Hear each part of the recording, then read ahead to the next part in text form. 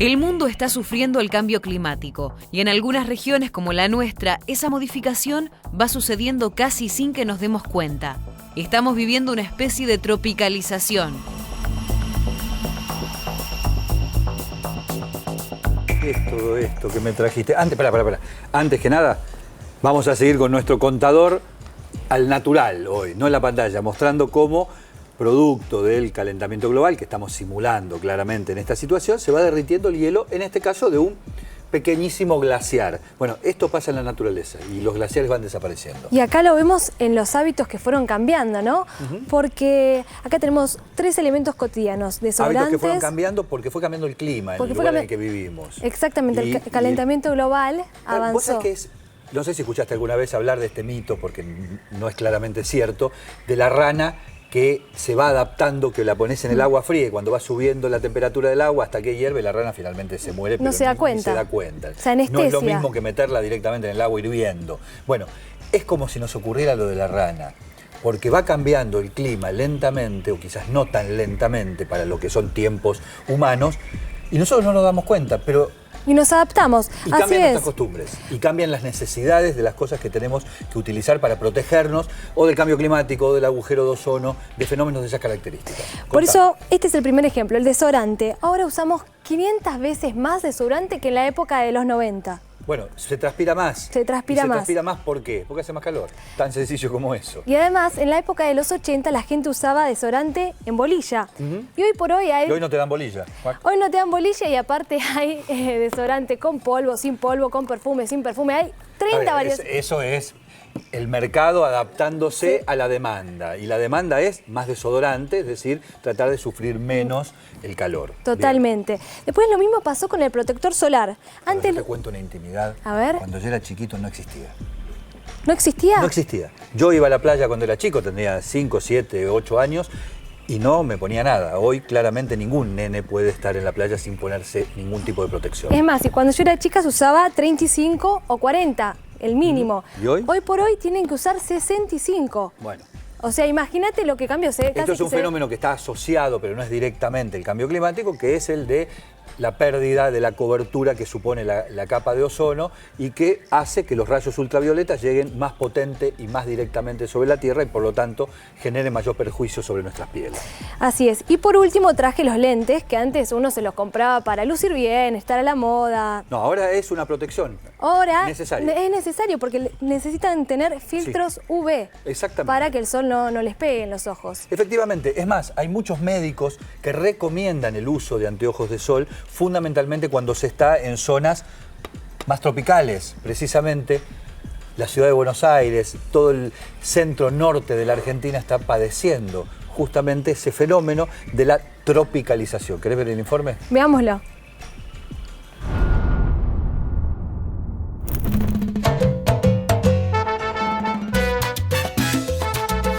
Cuando imaginamos una Argentina tropical, seguramente la pensamos al ritmo del merengue, de la bachata, del vallenato y, ¿por qué no?, de la salsa. Ahora, gracias al cambio climático, podemos saberlo. El calentamiento global incluyó entre sus consecuencias y nuevas denominaciones un vocablo que suena lindo, pero que lamentablemente no está relacionado con la música. Se la llama tropicalización. El cambio climático, la tropicalización, genera algunos eventos meteorológicos con un impacto directo en la salud de la gente. Por ejemplo, las olas de calor, las olas de frío, las inundaciones por el aumento de las precipitaciones. Eso causa en general efectos directos en la salud. En Europa hay población que ha muerto a causa de olas de calor o de olas de frío el año pasado.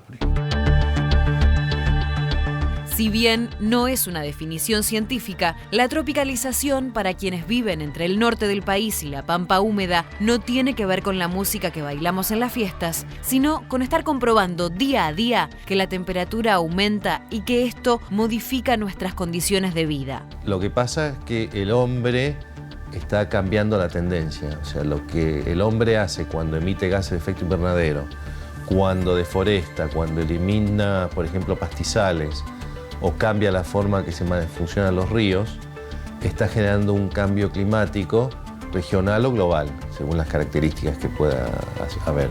Y ese cambio genera una tendencia que lleva, por un lado, al aumento de temperaturas y, por otro lado, a los cambios en cómo circulan las masas de aire, la humedad en la atmósfera.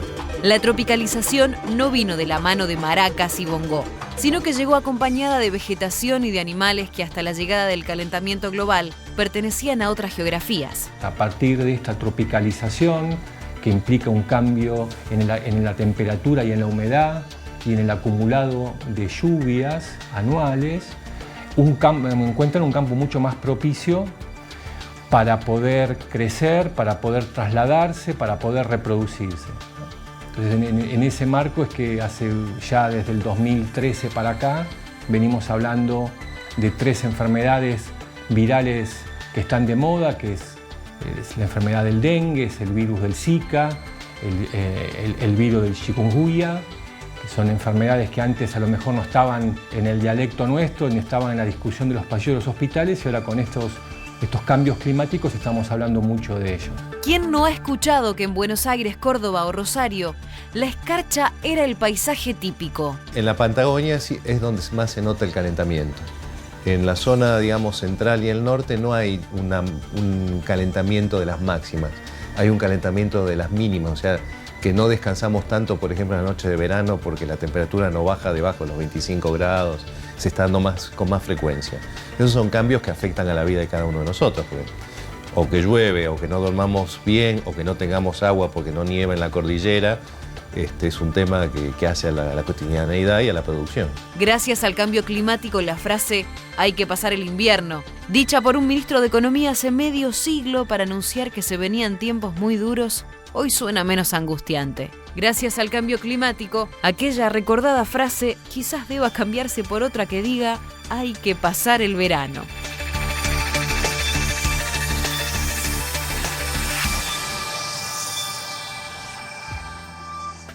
Lo que denominamos tropicalización, que claramente puede no ser concebido como un término académico, es la mejor manera de describir el cambio que estamos experimentando de modo cotidiano.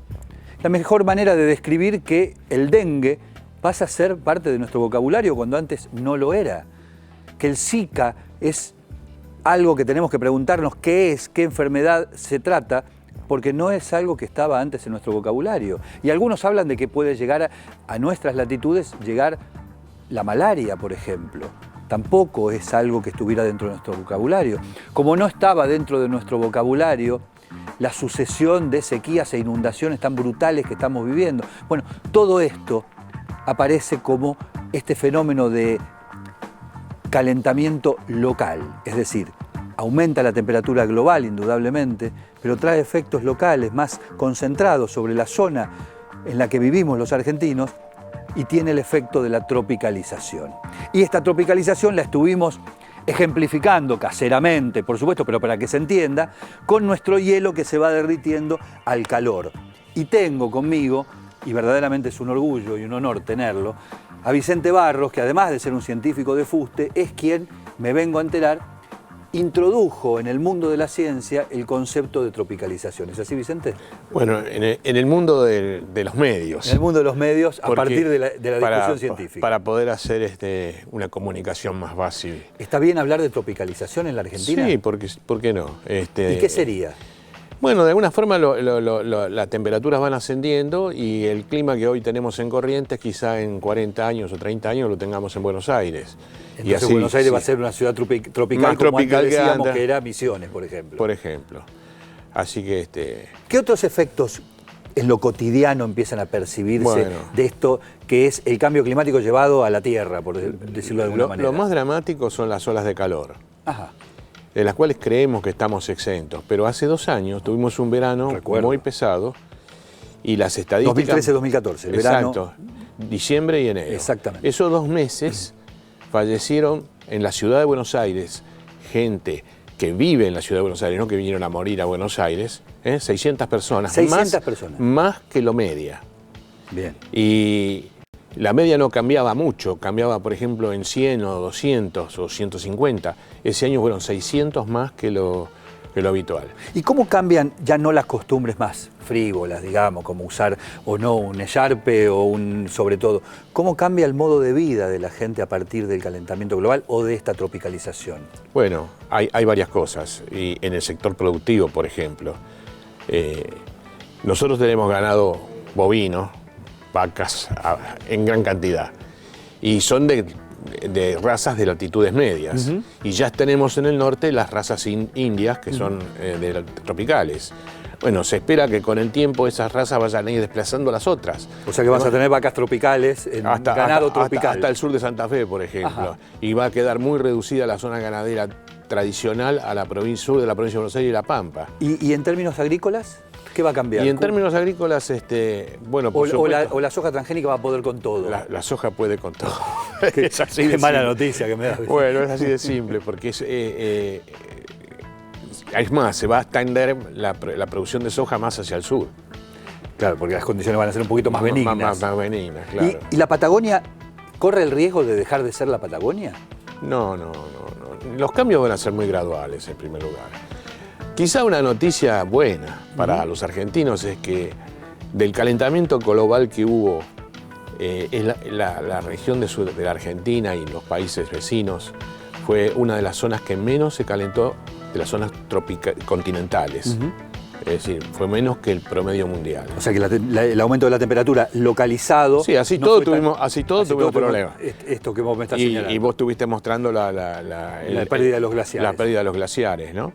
Pero además, a futuro también va a seguir siendo así. Ahora seguimos conversando con Vicente Barros, insisto, un experto, un conocedor, un hombre verdaderamente experimentado y con jerarquía para hablar de estos temas. Y ahora Camila Haddad nos va a contar qué cosas de la cotidianeidad, de lo banal quizás, ha cambiado gracias a la tropicalización.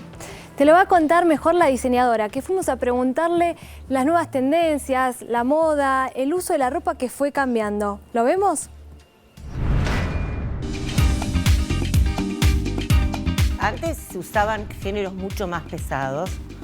Se preparaba temporadas de invierno y después, o de otoño primero y después de invierno, que eran los tapados gruesos, las camperas impresionantes, chalecos, géneros como cheviot, lana, paño naval. Eran telas típicas, inclusive el cardado, que es una mezcla entre géneros que se hace con un forma textil, que tiene un poquito de olor pero es más barata. Es decir, había muchísimas posibilidades de usar géneros pesados. Los calores aumentaron y los fríos disminuyeron un poco. Son más intensos, pero de corto tiempo.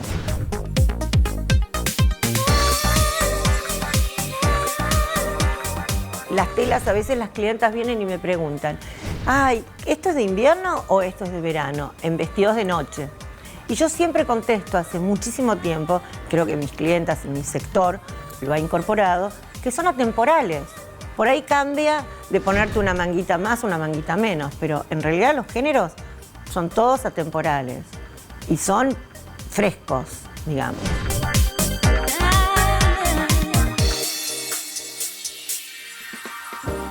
¿Quién se anima a ponerse esto? En cualquier época del año, prácticamente en Buenos Aires, o en Córdoba, o en Rosario, es virtualmente imposible usar esto. O esto, ¿se acuerdan de los pullovers gordos? Lo único gordo que queda es aquel que come mucho sándwiches de miga, porque esto no se usa más.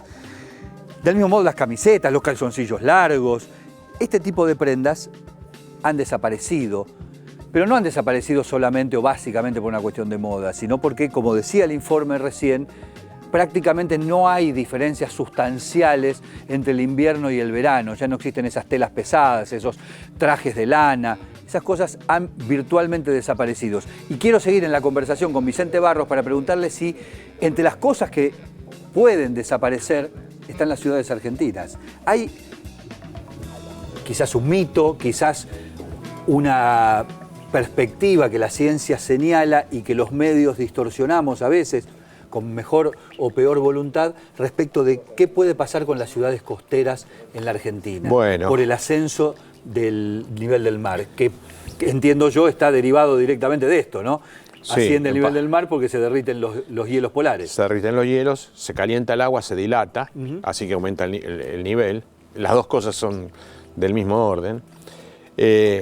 Nosotros tenemos una costa relativamente alta. Ajá. Así que las ciudades no van a desaparecer. No van a desaparecer. Este siglo. Este siglo. Depende de lo que hagamos. Bueno, el siglo que viene no creo que estemos si seguimos varios siglos haciendo lo mismo, todo puede pasar, pero no se supone que la humanidad va a aprender con la experiencia Esperemos. Trágica que va a Bueno, haber. salvo, y esto también me lo podés explicar muy bien, si se atraviesa ese famoso punto de no retorno, ¿qué pasaría si se atraviesa ese umbral? El nivel del mar va a seguir subiendo por 1000 años. Ah, bien. Eso ya está. Hagámoslo, Estamos jugados. Está jugado, porque hay una inercia muy grande en el sistema de los mantos de hielo que son Groenlandia y la Antártida. Eso va a durar 1000 años, pero a un nivel más o menos fuerte puede ser este siglo. Y en este siglo quizás estaríamos entre 40 centímetros y 1 metro a fin de siglo. Y eso vos decís que no alcanza como para poner en riesgo. No alcanza para inundar permanentemente gran parte del territorio. Habría algún territorio el sur de la península, de la bahía de San Borombón, y las islas de marea que están al sur de Bahía Blanca. Islas de marea porque se cubren con marea algunas veces. Es lo único que se perdería definitivo, muy poco territorio. El resto sería más variable. El resto lo que puede pasar es que al aumentar el nivel, las tormentas van a llegar con su ola de inundación de marea, las subestadas, Está claro. En el caso del Río de la Plata. Va a ser una subestada un poquito más alta y más permanente. Alta, entonces puede llegar a afectar. Se calcula que la población que puede llegar a tener algún evento de inundación en este siglo, en el peor de los casos sería 1,5 millones de personas. Que no es poco. Pero bueno, sería una cosa muy excepcional, una sola vez, pero ese es el mayor problema que tenemos. Pero todo eso se puede manejar con defensas, de hecho hay defensas ya en algunas zonas. Bueno, es la parte del capítulo vinculado al cambio climático que tiene que ver con la adaptabilidad a la nueva situación. Muchísimas gracias, Vicente. Gracias a vos. Camila Haddad. Después de la pausa vamos a estar hablando con una diseñadora de accesorios recuperados. Ella te lo va a contar mejor. Ahora nos vamos a una pausa con animales en extinción.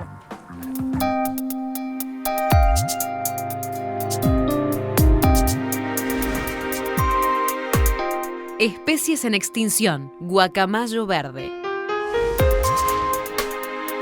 El guacamayo verde, también llamado guacamayo militar por el color de su plumaje, es una de las víctimas principales del comercio ilegal para abastecer a quienes buscan mascotas exóticas para sus hijos. Su hábitat original era la inmensa franja que va desde México hasta el norte de la Argentina, principalmente en las áreas de selvas tropicales o colinas boscosas. Pero a la captura para el comercio ilegal se le sumó la pérdida permanente de los bosques nativos, producto de la deforestación. Su desaparición es inminente. En el noreste argentino ya es casi imposible encontrarlo y se cree que deben sobrevivir unos 20.000 ejemplares que están distribuidos por los países de América Latina de los que es originario.